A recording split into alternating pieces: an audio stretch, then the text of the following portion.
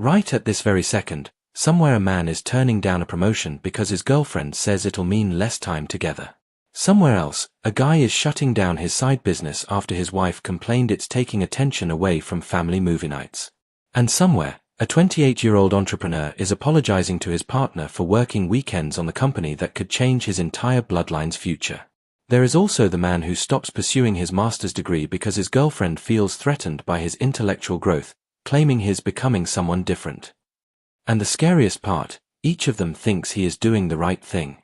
They have convinced themselves that sacrificing their potential is a noble act of love, that dimming their own light somehow makes the relationship brighter. But in reality, it is the systematic dismantling of everything that could make them great. Let me tell you something that might save your life. The moment you apologize for wanting more, for being hungry, for refusing to settle, you have sent a message to the universe that your dreams are negotiable. You have announced that your ambition exists at the pleasure of someone else's comfort. And once you cross that line, there is no ceiling on what you will be asked to sacrifice next. Society has programmed you for this loss from day one. You were taught that ambition in a man is acceptable only when it serves others. Ambition to provide? Noble. Ambition to build generational wealth? Heroic.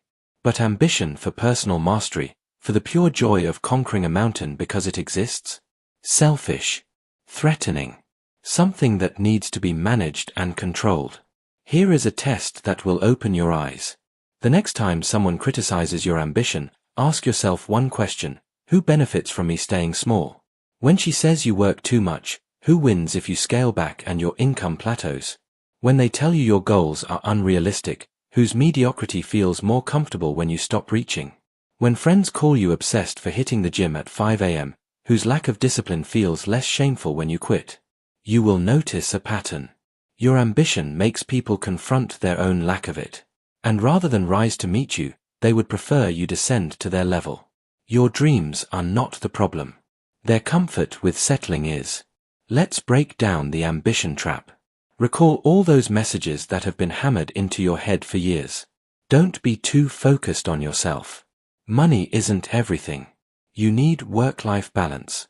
Success doesn't matter if you're alone. Don't neglect your relationships for your career. This is an endless list of warnings designed to install a governor on your engine, ensuring you never reach full throttle. Now stop and honestly ask yourself, how many of these warnings actually protect your future? How many are genuinely concerned with your long-term fulfillment versus short-term comfort for those around you? The answer won't please you, almost none. If you look closely, these are all just elaborate justifications for why you should make yourself smaller, slower, and more convenient for people who are threatened by your potential. A vivid example. I remember the story of one guy, a software engineer who had been coding a revolutionary app for 2 years. Every evening after his 9 to 5, every weekend, he poured himself into this project. He had investors interested, a beta version that was getting incredible feedback, and a launch date set. His girlfriend of 3 years sat him down one night and told him she felt like the app was the other woman. She needed more attention, more date nights, more emotional availability. So trying to be that good guy, he scaled back. He started leaving the app untouched for days, then weeks. Predictably, his momentum died. The investors moved on to other opportunities. His co-founder got frustrated and joined another startup. And guess what happened next?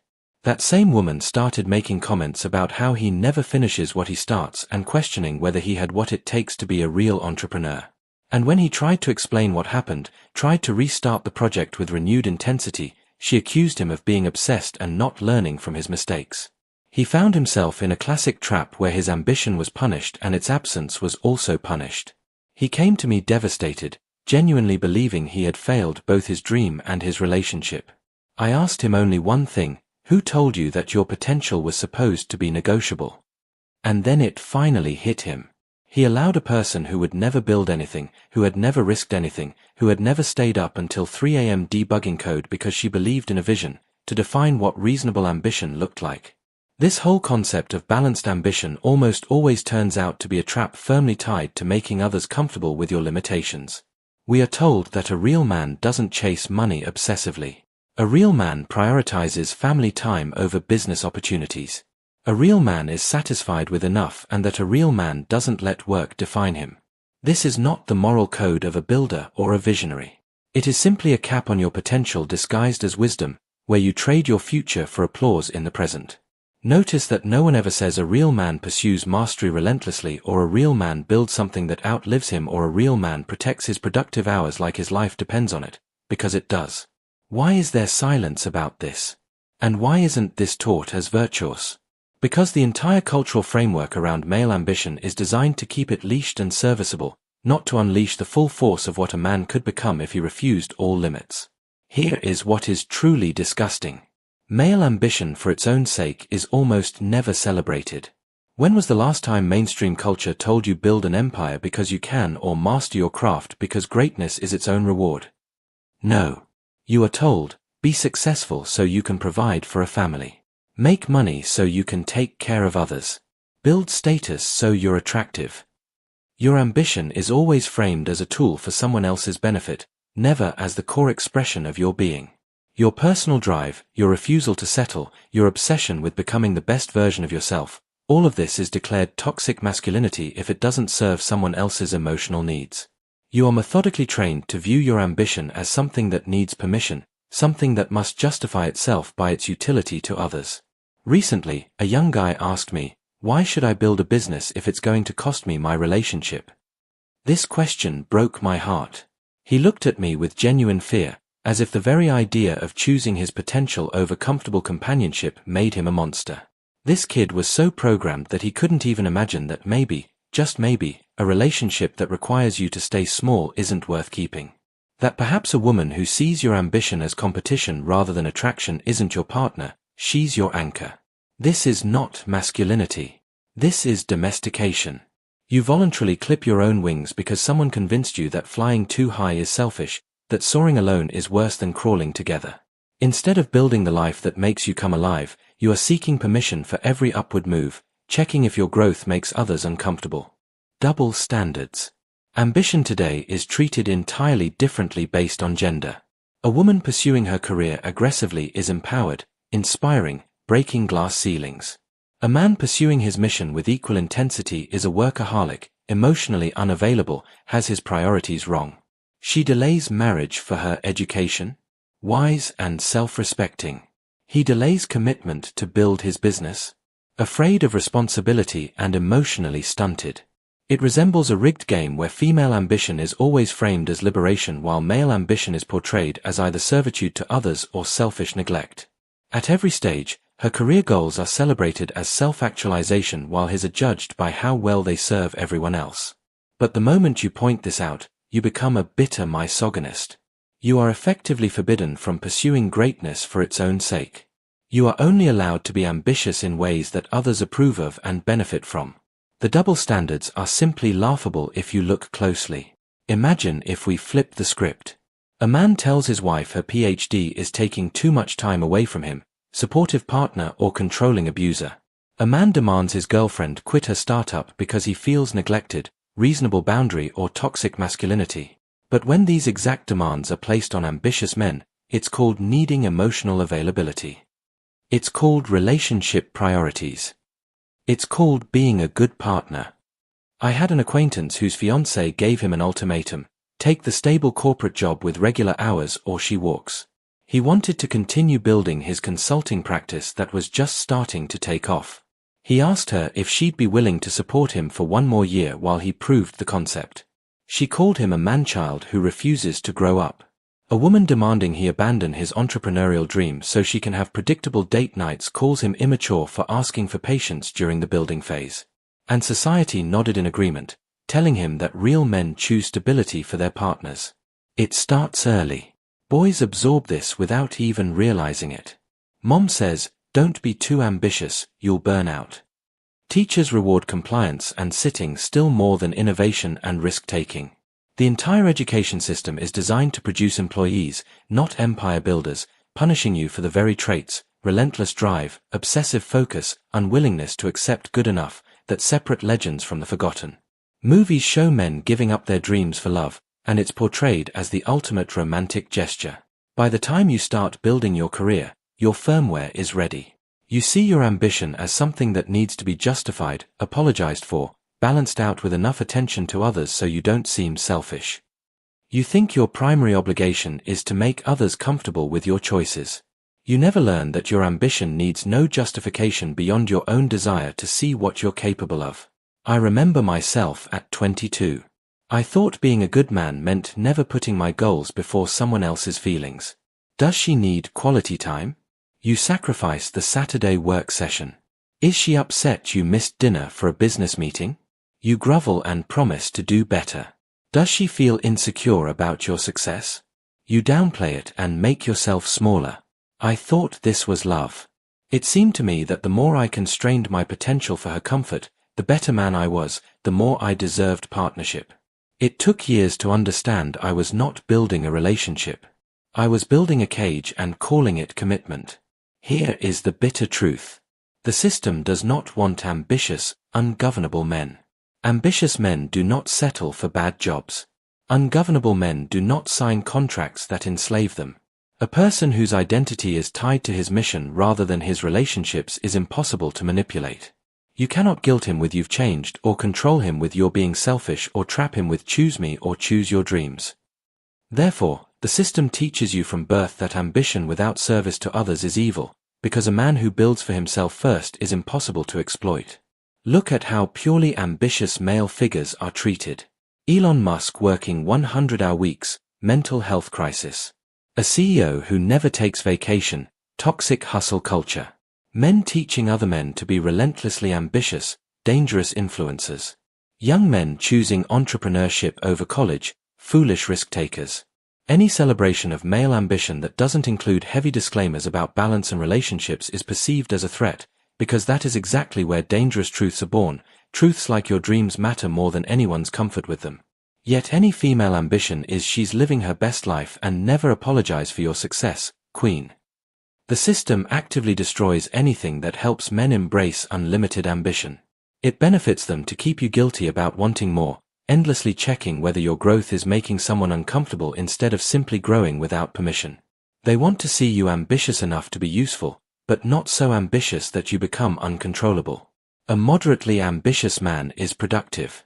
But a man with limitless ambition and zero apologies is a force that breaks every cage they try to build. The fundamental shift every man must make sounds like this: detach your ambition from other people's comfort levels. Your drive is not measured by how balanced it seems, how reasonable others find it, or how much time it leaves for their priorities. It is measured by how fully it expresses your potential, how completely it consumes you, how little it apologizes for existing. Someone else's opinion of your ambition is just an opinion. It is not reality. Here is what you really need to hear, not what society says. Be ambitious because building something extraordinary is the point. Work obsessively because mastery requires obsession. Choose your mission over comfort because comfort is the enemy of greatness. Guard your productive hours because time is the only non-renewable resource. Refuse to apologize for wanting more because settling is a slow death. Notice there is not a word about balance here. That is the point.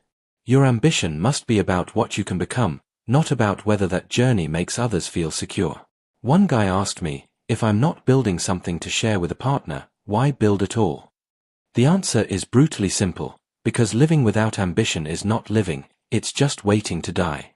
Because looking back at 60 and wondering what you could have built is a special kind of hell. Because the feeling of pushing your limits, of creating something from nothing, of proving to yourself what you are capable of, that is the entire point of being alive. And it doesn't matter if anyone else understands it or not. Can you look yourself in the mirror and respect what you see? Have you pushed yourself to the edge of your capabilities? Are you building something that will outlive you? Will you die knowing you squeezed every drop of potential from your existence?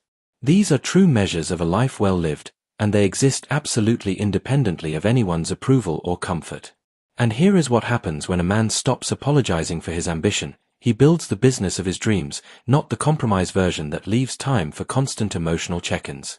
He masters his craft to a level that seems obsessive to outsiders because it is, and that's exactly what mastery requires.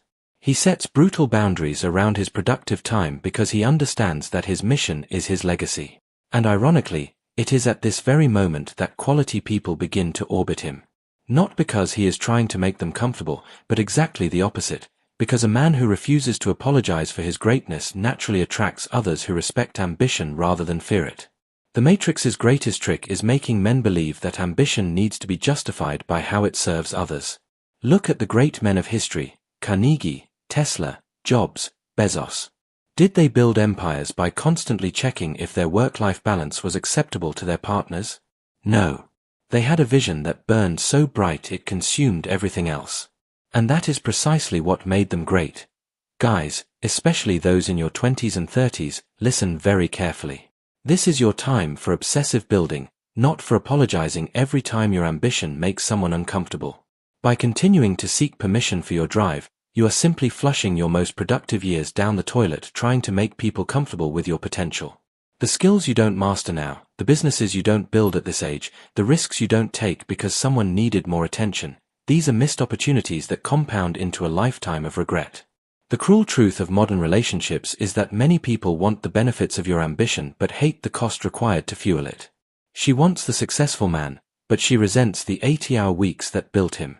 She wants the confidence of a master, but she is annoyed that he prioritizes his craft.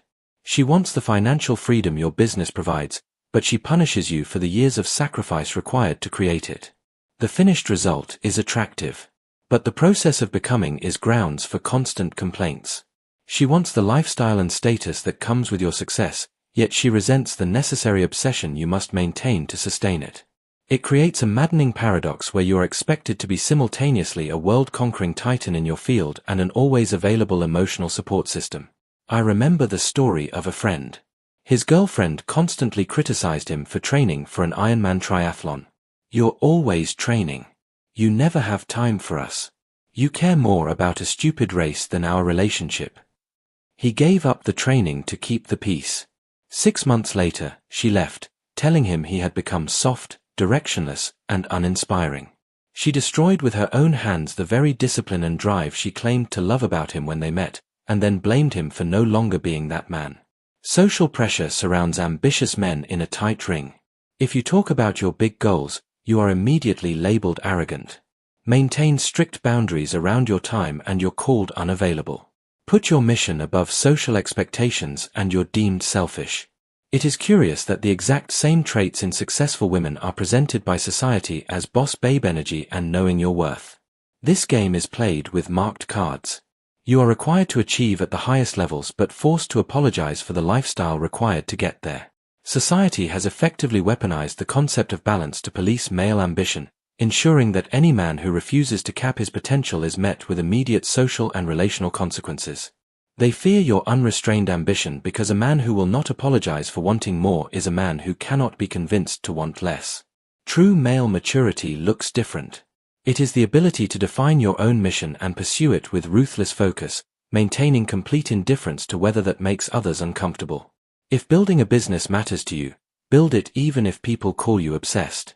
If mastery is your sanctuary, pursue it even if they label you unbalanced, because in the end, this is your only life. The moment you stop checking whether your ambition is acceptable to others, the veil falls from your eyes and you begin to clearly distinguish between people who celebrate your potential and parasites who benefit from you staying small. Do a simple experiment right now. Make a list of every person who has criticized your ambition in the last year. Now next to each name, write down what they have built with their life.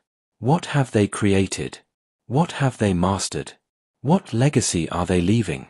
Most likely, the harshest critics have built nothing. The loudest voices telling you to slow down are people who never sped up. Now write your own code: relentless growth, mastery of craft, financial independence, time sovereignty, building something that outlives you. This is your true coordinate system. And be ready for fierce resistance. People used to your moderated ambition will riot. Throwing phrases like "you've become cold" or "success is changing you," which translates to only one thing: "You have stopped being small enough for me to feel adequate in comparison, and it pisses me off." Let them rage. Their discomfort is the best proof that you have finally started to reach your actual potential. The damage inflicted on entire generations of men is colossal. Millions walk the earth having built a fraction of what they were capable of for only one reason: they spent their prime years apologizing for wanting more. Healing begins the moment a man makes a willful decision to pursue his ambition unapologetically. Not out of spite toward others, not to prove anyone wrong, but in complete and absolute dedication to seeing what he is capable of. His ambition exists by the fact that he was born with potential, and it grows in proportion to the relentless effort he pours into it. Here is a challenge for anyone ready for change. Try for 1 month not to make a single decision about your ambition based on someone else's comfort level. Do not scale back your hours because someone feels neglected. Do not downplay your goals because they sound too big. Do not apologize for being busy building your future. Every choice must pass the test of a single question. Does this move me closer to my full potential? It is curious to observe how radically reality transforms when a man reclaims his right to unlimited ambition. You will suddenly discover that when you stop seeking permission to build, the world stops treating you like you need permission and finally starts respecting you as someone who simply does. The future belongs to those who build unapologetically. While the rest seek balance and approval, such men silently construct legacies. They stop asking the question, is my ambition too much? And begin to formulate the correct inquiry, too much for what? To keep someone comfortable? Who cares? To fit social expectations? Doesn't matter. To fully express what I am capable of creating in one lifetime? That is the only question that carries real weight. It is important that men share this experience.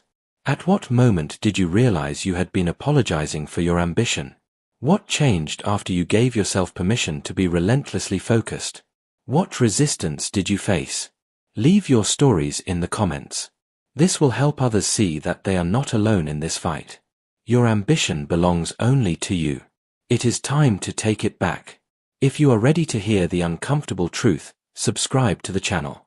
Here we analyze what separates builders from dreamers, expose the systems that keep men small, and give tools that return full ownership of your potential to you.